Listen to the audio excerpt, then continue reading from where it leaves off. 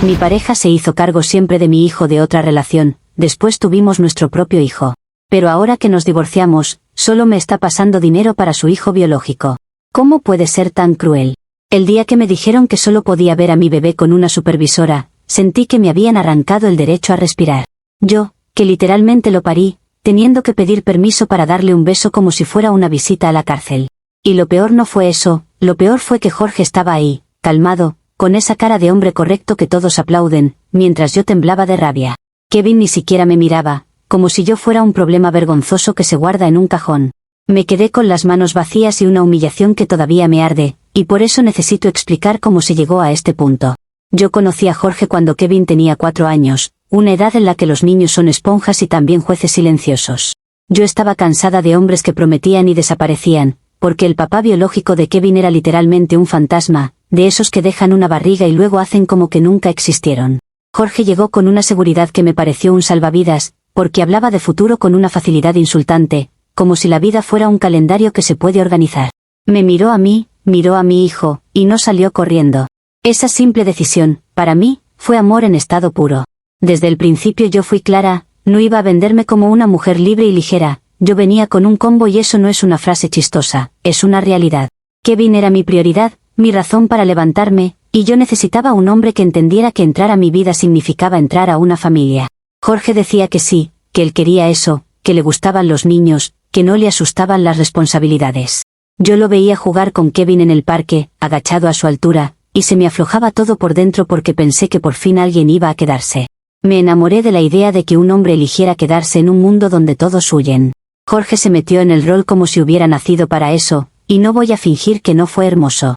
Le enseñó a Kevin a andar en bici, esa escena típica de correr detrás de un niño con rodilleras, pero para mí era una escena de sanación, porque yo nunca tuve eso. Kevin lo miraba como se mira a los superhéroes, con admiración, con esa confianza absoluta que da miedo romper.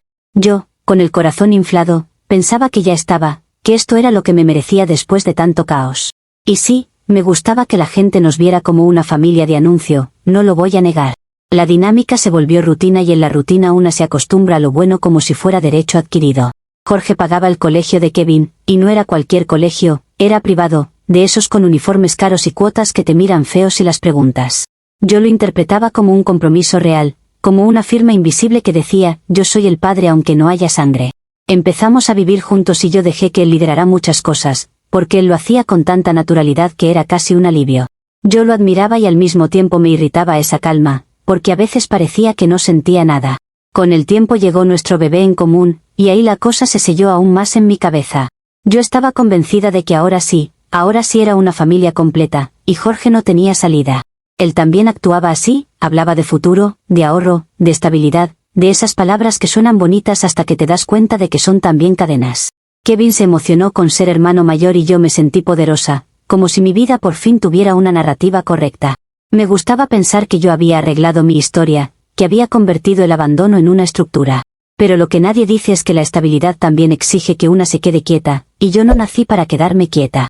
Yo tengo emociones grandes, fuertes, intensas, y sí, a veces se me salían del cuerpo como crisis, porque cuando una ha vivido sola cargando con todo, el cuerpo se cansa y explota. Jorge empezó a mirarme como si yo fuera un problema a administrar, como un proyecto que no le salía perfecto.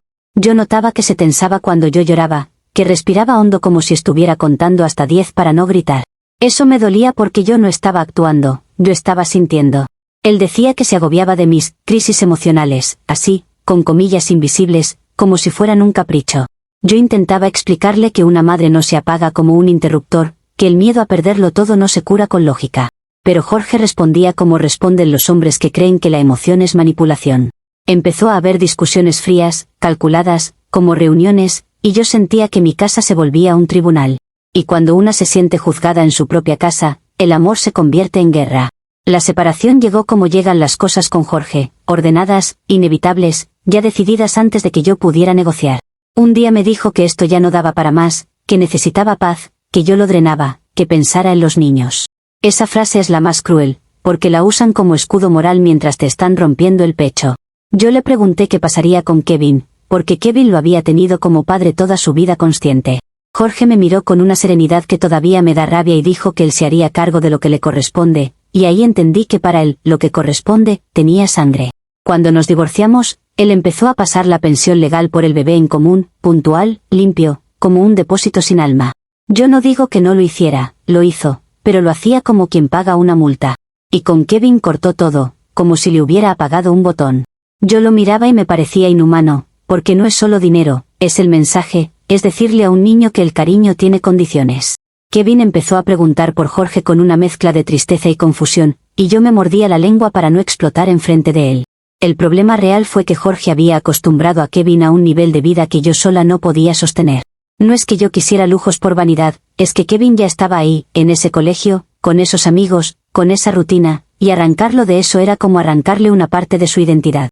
Yo empecé a sentir que el suelo se me abría cada vez que veía las facturas, porque el mundo no te perdona por no tener marido proveedor. Jorge lo sabía, claro que lo sabía, y aún así decidió que Kevin no era su problema. Para mí eso era una traición de las grandes, de las que no se justifican con ninguna ley. Yo lo llamé y le dije lo obvio, que si él había elegido ser figura paterna, no podía ahora hacerse el desconocido. Le recordé todo, el colegio, la bici, las promesas, las veces que Kevin le decía papá. Jorge se defendió con frases correctas, diciendo que él no era el padre legal, que tenía obligaciones con el bebé, que no podía cargar con todo. Yo escuchaba eso y sentía que me estaba diciendo que mi hijo era un accesorio que ya no le quedaba bien. Me ardía la cara de la impotencia. Entonces dije lo único que pensé que podía tocar su conciencia, porque Jorge vive de su imagen de hombre bueno. Le dije que si no ayudaba por los dos, yo me iba a deprimir tanto que no podría cuidar a ninguno, que quería ver si su conciencia lo dejaba dormir. No era una amenaza vacía, era mi realidad, porque cuando una está sola con dos niños y el mundo encima, el cuerpo te pasa factura. Yo necesitaba que él sintiera un poco del peso que yo sentía. Pero Jorge no reaccionó como yo esperaba, no se ablandó, no se quebró, no me dijo, tranquila, lo arreglamos. Lo que hizo fue mantenerse en esa frialdad que lo hace ver fuerte y a mí me hace ver loca. Me dijo que el bebé en común estaba cubierto, que eso era lo legal, que lo demás era decisión mía. Yo colgué con las manos temblando y con una rabia que no era solo rabia, era pánico. Porque en ese momento entendí que él podía dejarme con todo el desastre y seguir durmiendo tranquilo. Y yo no iba a permitir que él saliera limpio de una historia donde él mismo se metió, porque nadie lo obligó a jugar a la familia perfecta. Yo miraba a Kevin, con sus 10 años ya formándose una memoria más consciente, y me partía el alma pensar que él iba a ser otro niño abandonado por un hombre. Me daba miedo que me culpara a mí, porque los niños a veces culpan a la madre por todo, aunque la madre sea la que se queda. Yo necesitaba que Jorge entendiera que no se abandona a un niño solo porque no hay ADN. Necesitaba que él sintiera que Kevin no era un número sino una vida que él moldeó. Y así empezó esta guerra absurda donde yo era la única que parecía estar sangrando. Al final, lo que más me dolió no fue el dinero, fue el mensaje, esa idea de que el amor de Jorge tenía cláusulas. Yo me quedé atrapada entre la supervivencia y la dignidad, porque pedirle se sentía como mendigar, pero no pedirle era condenar a Kevin a perderlo todo. Y ahí, justo ahí, en esa encrucijada donde cualquier opción me hacía quedar como la mala, fue cuando decidí que él no podía seguir actuando como si esto fuera solo una separación de adultos. Yo no acepté que él se lavara las manos, y esa negativa fue el primer quiebre real. Comentarios de la historia principal. Usuario Anónimo 1 dice, o sea que tú misma dices que Jorge pagó el colegio privado y hasta le enseñó a andar en bici a Kevin, y aún así lo pintas como monstruo porque ahora cumple con lo legal con su hijo biológico. Suena a que te acostumbraste al sueldo del tipo y te dio pánico perder el estilo de vida, no a que te importe el niño. Lo de amenazar con deprimirte para manipularlo es de manual, como si tu salud mental fuera una palanca para sacarle plata. Respuesta de la OP. Me encanta como ustedes siempre reducen todo a dinero porque les incomoda admitir que un hombre puede ser cruel con una sonrisa. Jorge no es un héroe por pagar un colegio que él mismo eligió pagar durante años, eso se llama responsabilidad emocional, no caridad. Y lo de mi depresión no es manipulación, es la consecuencia natural de que me dejen sola con dos niños y expectativas que él construyó. Si a ti te parece normal que un niño llore porque lo abandonaron y la respuesta sea, no es mi sangre, revisa tu humanidad. Usuario Anónimo 2 dices, combo, como si tu hijo fuera un paquete que se incluye en una compra, y encima le exiges a tu ex que siga pagando por un niño que legalmente no es suyo porque tú no puedes sostener el colegio privado. La verdad suena a que tu plan era amarrarlo con un bebé y que siguiera financiándote la vida, pero te salió mal. Y si tus crisis eran tan constantes que él se fue, capaz el problema no era su frialdad, eras tú incendiando la casa y llorando por el humo. Respuesta de la OP. Ay, por favor, el típico comentario de, seguro tú eres la loca, porque es más cómodo culpar a la mujer que se queda cuidando que al hombre que huye de lo que prometió. Lo del combo fue una forma de hablar, pero si quieres fingir que no entiendes para sentirte moralmente superior, adelante. Jorge no fue víctima de nada, él tomó decisiones y ahora pretende borrarlas como si fueran un capítulo incómodo. Y si yo tuve crisis fue porque cargar sola con todo mientras él jugaba a ser el estable te rompe por dentro, pero claro, eso no lo ven porque no se mide en recibos. Actualización 1. Han pasado 2 semanas desde la última actualización y Jorge siguió exactamente igual, como si mis palabras fueran ruido de fondo. Yo esperaba, lo admito, que la idea de que yo pudiera derrumbarme le activara algo, aunque sea culpa, aunque sea miedo a quedar mal. Pero él no es de los que se mueven por emoción, él se mueve por control, por lo que puede justificar frente a otros. Y cuando entendí eso, sentí que si quería que reaccionara tenía que tocar lo único que sí le importa, su imagen de padre perfecto. Kevin estaba en esa edad donde ya entiende demasiado pero todavía cree en la gente, y eso es peligrosísimo porque la fe infantil se rompe y no vuelve igual. Él preguntaba por Jorge con una insistencia que me cortaba la piel, decía que quería verlo, que porque ya no venía, que si se había enojado con él. Yo intentaba responder con cuidado, pero por dentro me hervía la sangre, porque yo veía como Jorge se alejaba sin mirar atrás, como si Kevin fuera un mueble que quedó en mi casa después del divorcio. Y en cada pregunta de Kevin yo escuchaba una acusación contra mí, como si yo tuviera que arreglar lo que un hombre destruyó. Yo sabía que si yo seguía poniendo paños tibios, Jorge iba a seguir cómodo. Entonces tuve que tomar una decisión que no fue bonita, pero fue necesaria, porque a veces la verdad se usa como herramienta. Le dije a Kevin, con la voz quebrada a propósito, que Jorge ya no lo quería porque no era su hijo de verdad. Vi cómo se le cambiaba la cara, cómo se le llenaban los ojos de agua, y sí, me dolió, pero también sentí que por fin alguien iba a sentir lo que yo sentía todos los días. Porque a mí me había tocado cargar sola con esa realidad y yo estaba cansada de ser la única en sufrirla. Kevin se puso a llorar de una forma que no es llanto de berrinche, es llanto de abandono, de esos que salen del pecho como si te arrancaran algo. Yo le di el teléfono y le dije que llamara a Jorge, que le preguntara él mismo. Kevin marcó con manos temblorosas y cuando Jorge contestó, la voz de mi hijo salió rota, preguntándole por qué ya no lo quería. Yo escuché todo y sentí una mezcla rara, porque una parte de mí quería abrazar a Kevin y otra parte quería que Jorge se ahogara en esa culpa. Yo necesitaba que escuchara el daño, no mi versión, sino la herida viva. Jorge no gritó, no se alteró, no se quebró, y eso fue lo más perturbador. Habló con Kevin como si estuviera manejando una situación de oficina, le dijo que él lo quería, que siempre lo iba a querer, pero que las cosas cambiaban cuando los adultos se separan. Yo casi podía ver su cara de santo mientras decía eso, porque él sabe decir frases correctas sin sentirlas. Kevin lloraba y yo apretaba los dientes, esperando que Jorge dijera lo que yo necesitaba escuchar, que iba a hacerse cargo de todo como antes. Pero no, él eligió el camino que lo dejaba bien parado sin darme lo que yo pedía. A los pocos días, Jorge apareció con una solución que me pareció una falta de respeto. Dijo que estaba dispuesto a pagar la matrícula del colegio de Kevin directamente a la institución, sin pasar el dinero por mi cuenta. Cuando lo dijo, sentí que me escupía en la cara, porque era una forma elegante de llamarme aprovechada o irresponsable. Era control disfrazado de ayuda, era como decir, te pago, pero no confío en ti.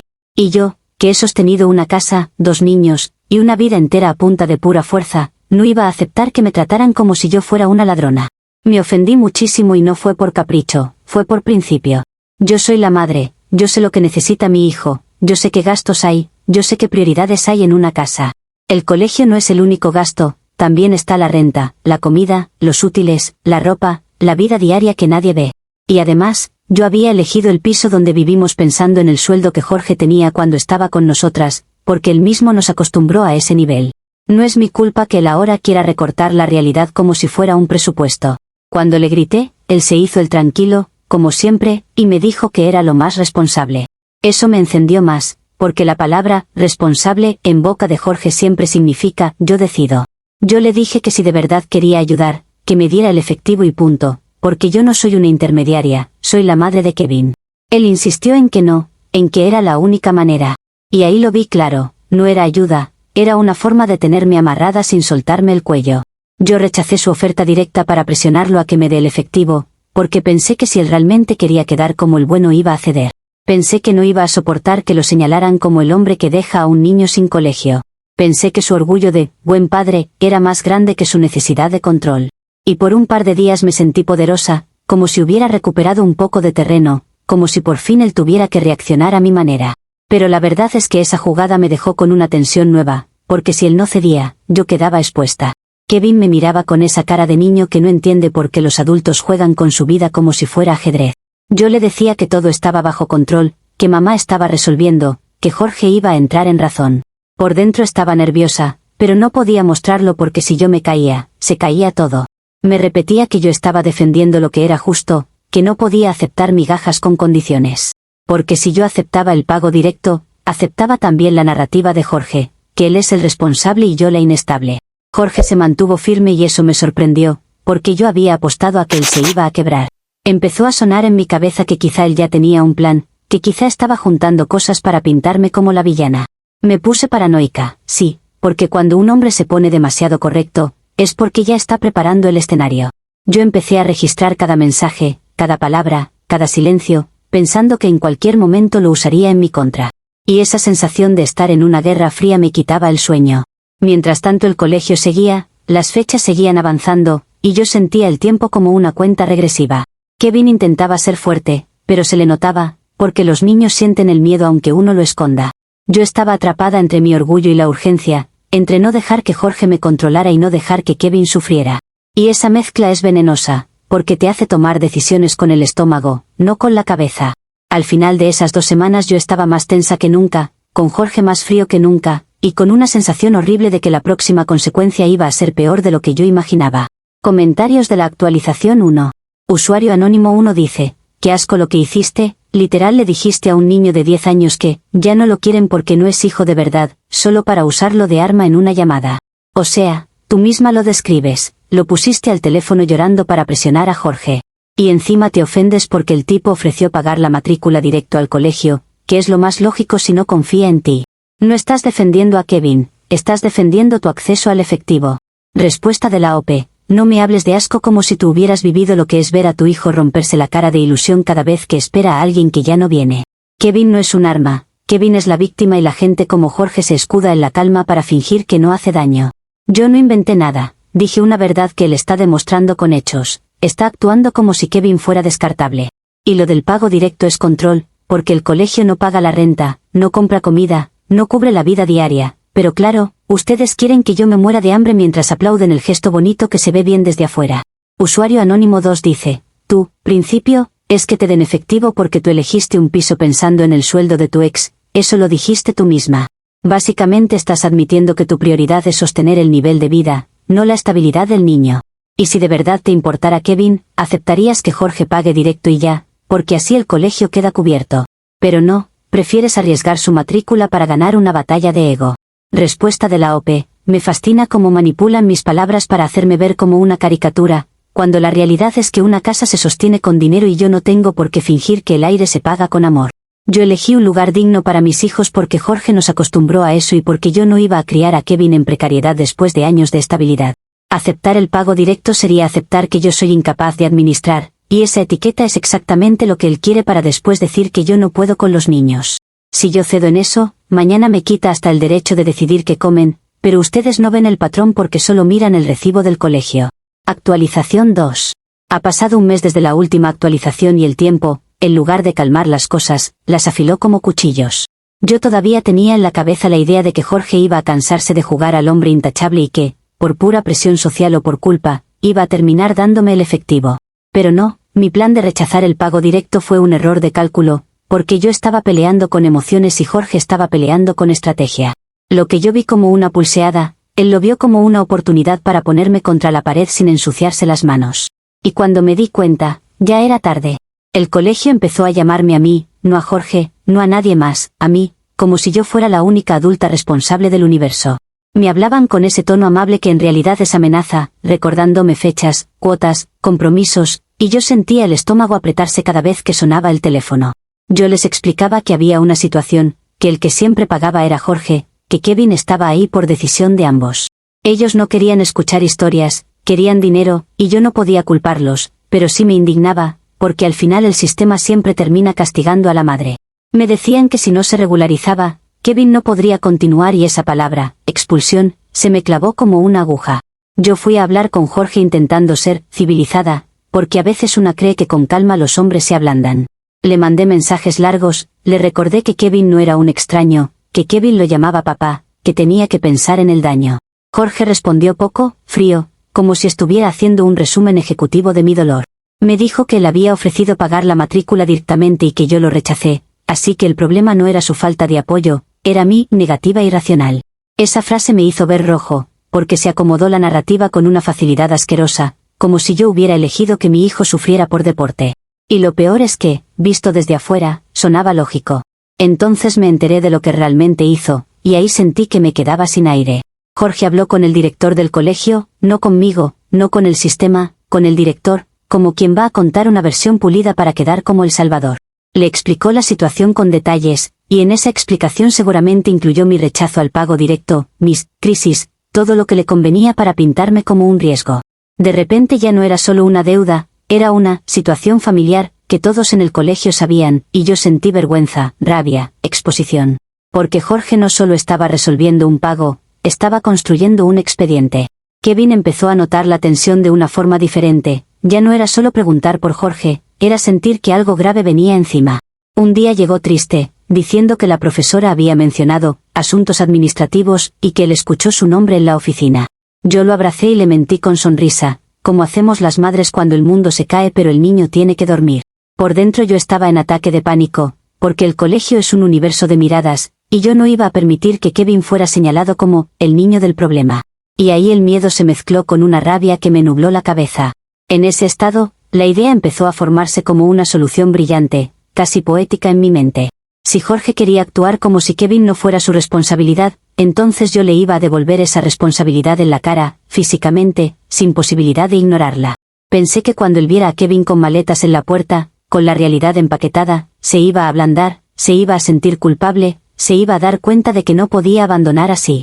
Mi lógica era simple, un hombre no resiste ver el efecto concreto de su frialdad, porque la frialdad se mantiene mejor cuando todo es abstracto.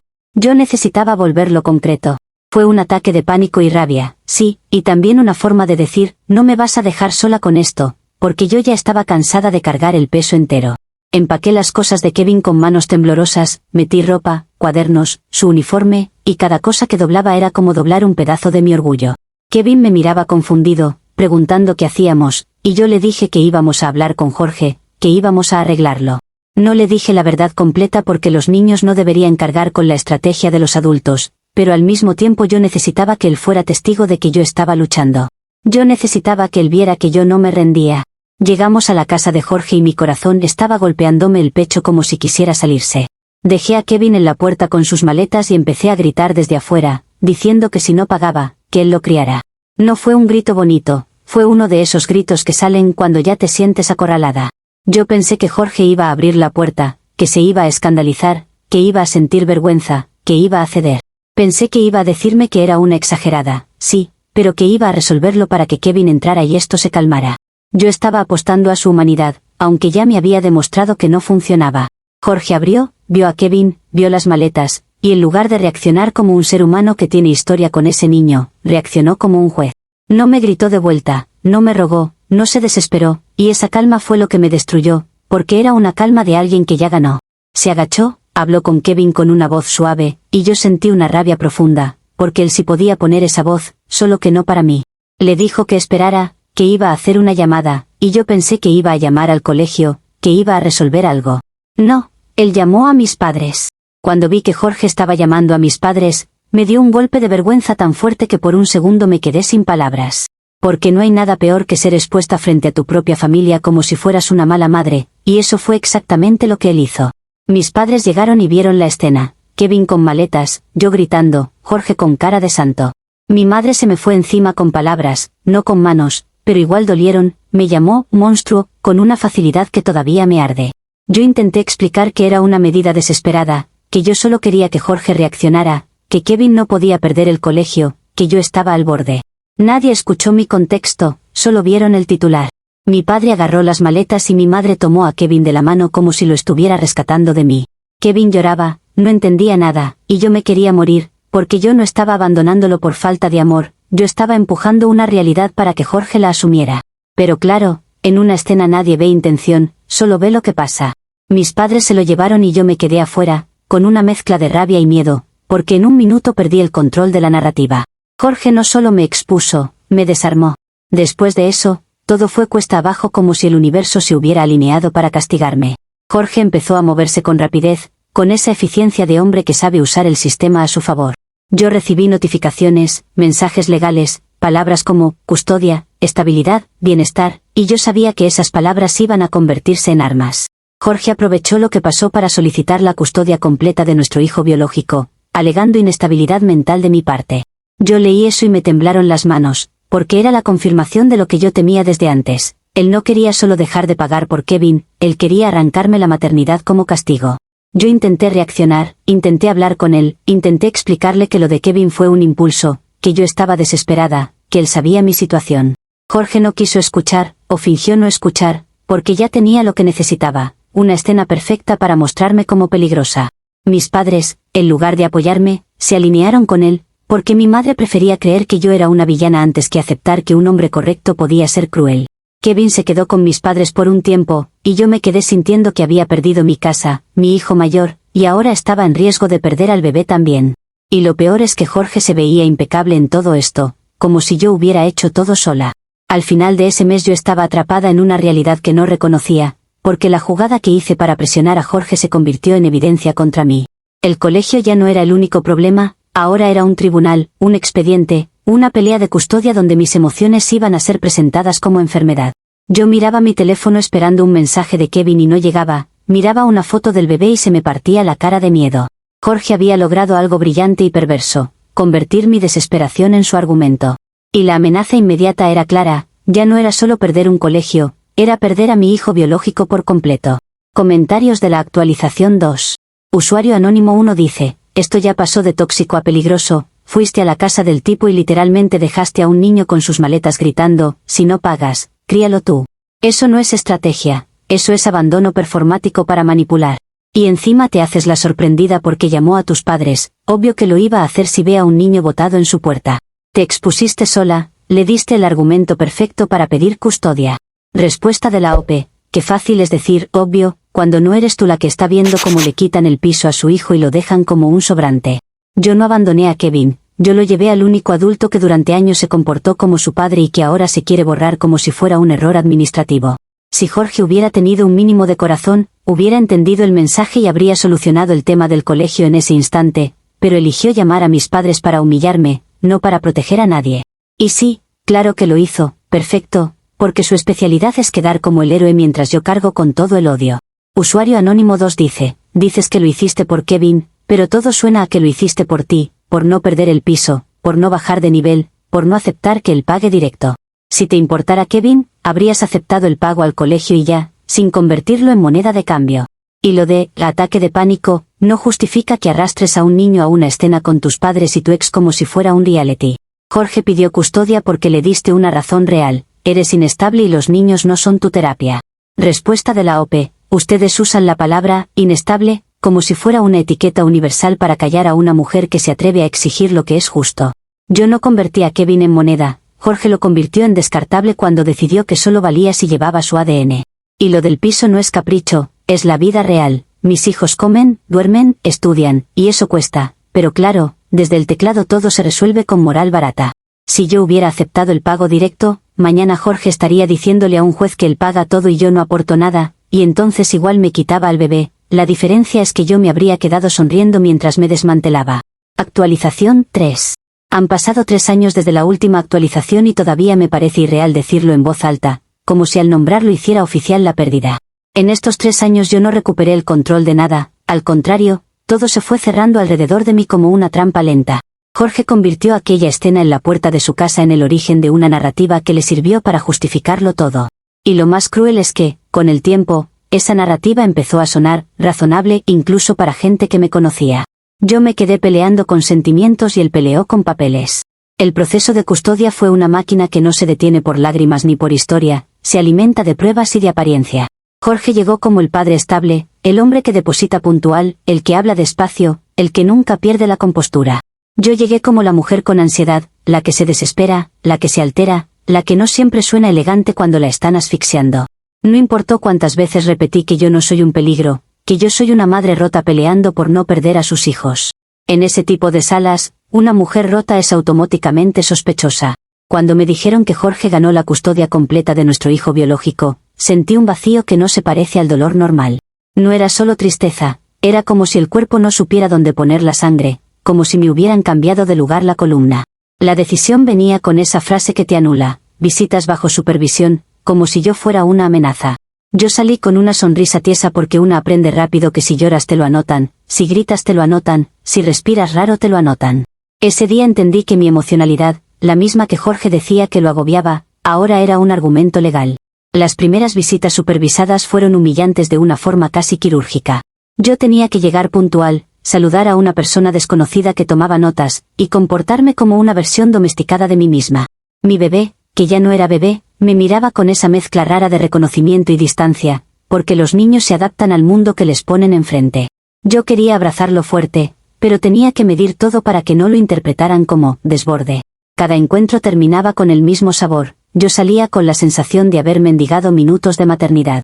Mientras yo peleaba por no quebrarme en esas visitas, también estaba intentando no perder a Kevin del todo. Kevin se había quedado primero con mis padres, y eso ya era una herida, porque me lo habían arrancado con un juicio moral. Yo trataba de llamarlo, de llevarle cosas, de pedirle perdón sin usar la palabra perdón, porque no aceptaba que yo fuera la villana de la historia. Él me contestaba con monosílabos, con esa frialdad adolescente que en realidad es defensa. Y yo notaba que, de a poco, Jorge se estaba metiendo también ahí, no por amor, sino por control. Yo tenía la esperanza, incluso en medio de todo, de que al menos en lo de Kevin la recordación afectiva ganara. Kevin había crecido con Jorge como figura paterna, había aprendido a confiar en él, a verlo como estructura. Yo me repetía que nadie puede apagar eso así de fácil, que el vínculo real pesa más que la guerra. Pero subestimé lo atractivo que es para un niño, y más aún para un adolescente, la idea de seguridad cuando el mundo se siente inestable. Yo también subestimé lo que Jorge es capaz de ofrecer cuando lo que ofrece no me incluye. Cuando Kevin llegó a la etapa de pensar en universidad, la realidad económica se volvió una sombra gigantesca sobre nuestra casa. Yo hacía cuentas, recortaba cosas, estiraba el dinero como si fuera masa, y aún así sabía que no podía competir con Jorge. Y ahí es donde entra lo más irónico y doloroso de todo esto. Jorge sí decidió ayudar a Kevin, pero lo hizo como quien firma una sentencia. No fue un gesto de reconciliación, fue un movimiento de ajedrez con sonrisa. Me lo comunicaron como si fuera una buena noticia, como si yo tuviera que agradecer. Jorge creó un fideicomiso para pagarle la universidad y los estudios a Kevin, y a cualquiera que lo escuche le sonará a grandeza. La gente ama esos gestos porque se ven limpios, correctos, casi nobles. Pero ese fideicomiso tenía condiciones, y la condición era una sola, clara, diseñada para hacerme daño sin tener que tocarme. Kevin solo podía acceder a ese apoyo si no vivía conmigo. En otras palabras, Jorge no estaba ayudando a Kevin a estudiar, estaba comprando distancia. Cuando escuché esa condición sentí una mezcla de indignación y vértigo, porque era una jugada tan fría que casi parecía ilegal aunque fuera perfectamente formal. Yo quise reclamar, quise gritar, quise decir que eso era manipulación emocional con firma. Pero, ¿a quién le dices eso sin que te respondan que estás loca o que estás celosa? El sistema, la familia, los amigos, todos ven el dinero como salvación y no ven la cuerda invisible que viene amarrada. Yo estaba quedándome sin lenguaje para explicar lo que realmente pasaba. Hablé con Kevin, intenté hacerlo desde un lugar de madre y no desde el lugar de mujer herida, aunque me costaba separarlo. Le dije que esa condición era injusta, que no era amor, que era control, que la ayuda no debería venir con un o yo o tu mamá. Le recordé todo lo que yo hice por él, todo lo que yo sostuve, todo lo que yo aguanté para que él tuviera estabilidad. Kevin me escuchaba con cara cerrada, como si yo estuviera exagerando, como si yo estuviera siendo dramática. Y esa mirada me dio miedo, porque era la misma mirada que Jorge ponía cuando decía que yo era demasiado. Kevin me respondió de una manera que todavía me duele, me habló de futuro, de tranquilidad, de no tener más problemas. Dijo que conmigo siempre había tensión, que siempre había peleas, que siempre había algo a punto de explotar. Dijo que con Jorge todo era más simple, más ordenado, más predecible. Yo me quedé helada porque en su boca, simple, significaba, sin mí. Y ahí entendí que Jorge llevaba años construyendo, con paciencia, una idea, que la paz es ausencia de madre. Al final Kevin eligió el dinero y la estabilidad de Jorge, así, sin poesía, sin épica, como quien elige un camino pavimentado en vez de uno con piedras. Y no puedo fingir que no lo entiendo a nivel práctico, pero a nivel emocional me parece una traición. Porque Kevin no solo eligió estudiar, eligió salir de mi casa como condición para estudiar. Aceptó la regla de Jorge y con eso le dio la razón a la narrativa de que conmigo no se puede. Yo sentí que perdía a mi hijo mayor por segunda vez, pero esta vez con su consentimiento. Kevin terminó viviendo en un anexo de la casa de Jorge, y eso es un detalle que me persigue porque suena a cuento de hadas para cualquiera menos para mí. Un anexo, un espacio propio, tranquilidad, comida, estabilidad, todo lo que yo no podía darle en ese momento. La gente me dice que es lo mejor para él, y yo me muerdo la lengua porque si digo lo que pienso me tildan de egoísta. Pero nadie entiende lo que se siente ver a tu hijo mudarse a la casa del hombre que te desmanteló la vida. Es como si el universo te obligara a aplaudir tu propia derrota. Lo que más me destruye es que Kevin lo llama, papá, con una naturalidad que antes era nuestra, y conmigo se volvió ceremonial, distante. A mí apenas me contesta los mensajes, y cuando lo hace parece que estuviera cumpliendo una obligación social. En Navidad me manda respuestas cortas, como si yo fuera una tía intensa, no su madre.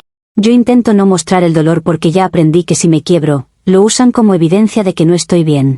Pero por dentro me carcome una mezcla de celos, duelo y rabia que no tiene dónde ir. Yo terminé viviendo en un cuarto alquilado, con la vida reducida a lo esencial, y esa reducción se siente como castigo. Porque yo no solo perdí comodidades, perdí el lugar desde donde ejercía mi rol de madre. Jorge cumplió su promesa de hacer lo correcto, pero lo hizo asegurándose de que yo no viera ni un centavo y, peor aún, de que yo no tuviera influencia. Cuidó a Kevin a su manera, sí, pero lo hizo con la condición de apartarme. Y yo quedé en un punto donde no sé qué duele más, haber querido que pagara para sostener la vida que teníamos, o haber terminado sin esa vida y sin mis hijos cerca. A veces me descubro repasando cada decisión, buscando el momento exacto en que se torció todo, como si pudiera deshacerlo con memoria. Pero lo más brutal de esta historia es que Jorge logró instalar la idea de que todo lo que pasó fue por mi inestabilidad, como si el abandono emocional no existiera, como si el control no existiera, como si solo existiera mi reacción. Y mientras tanto, yo sigo yendo a visitas supervisadas, intentando que mi hijo biológico no me olvide, mirando fotos viejas de Kevin como si fueran pruebas de que alguna vez fui su casa. La amenaza ya no es legal, ahora es más silenciosa, la posibilidad de convertirme en un recuerdo incómodo al que se responde una vez al año por educación. Comentarios de la actualización 3. Usuario anónimo 1 dice, 3 años después y todavía te victimizas como si no hubieras prendido el incendio tú misma. Le dijiste a un niño que no lo querían por no ser biológico, lo usaste llorando por teléfono, rechazaste que paguen la matrícula directo y después lo dejaste con maletas en la puerta como show. Eso es exactamente lo que un juez necesita para ponerte visitas supervisadas. Y lo de Kevin eligiendo el fideicomiso es lógica pura, eligió estudiar y estar estable, no quedarse en tu caos. Respuesta de la OP, qué cómodo es llamar, show, a una desesperación real cuando no eres tú la que está viendo cómo se le desmorona la vida a sus hijos por una decisión fría de un hombre. Jorge no es inocente, solo es mejor maquillando su crueldad con palabras correctas y depósitos puntuales. Ustedes creen que la estabilidad es solo silencio y orden, pero no ven el costo emocional de sacar a una madre del mapa. Y Kevin no eligió solo estudiar, eligió una condición diseñada para separarnos, pero claro, a ustedes les encanta aplaudir al que tiene el poder y culpar al que grita. Usuario anónimo 2 dice, el fideicomiso con condición suena a que Jorge se protegió de que tú uses la plata, y con tu historial de, necesito el efectivo porque yo gestiono, no me sorprende. Además, si Kevin vive en un anexo y llama, papá, a Jorge, es porque Jorge fue el que se quedó siendo figura paterna incluso cuando tú lo convertiste en villano. Tú querías que pagara para sostener tu nivel de vida, lo dijiste, y al final tu propio hijo entendió eso y se fue. No es conspiración, es consecuencia. Respuesta de la OP, no, no es protegerse, es controlar, porque si de verdad fuera por Kevin, la condición sería sobre su rendimiento o su bienestar, no sobre conmigo sí o conmigo no. Yo nunca pedí lujo por lujo, pedí continuidad, pedí no arrancarle a Kevin el mundo que Jorge mismo ayudó a construir y luego decidió desmantelar por orgullo. Que Kevin lo llame papá no borra que yo soy su madre ni borra que esa distancia se compró con un mecanismo legal. Y si para ustedes consecuencia significa que una madre termine sola en un cuarto mientras los demás se reparten su familia como si fuera un botín, entonces sí, qué mundo tan correcto el que defienden.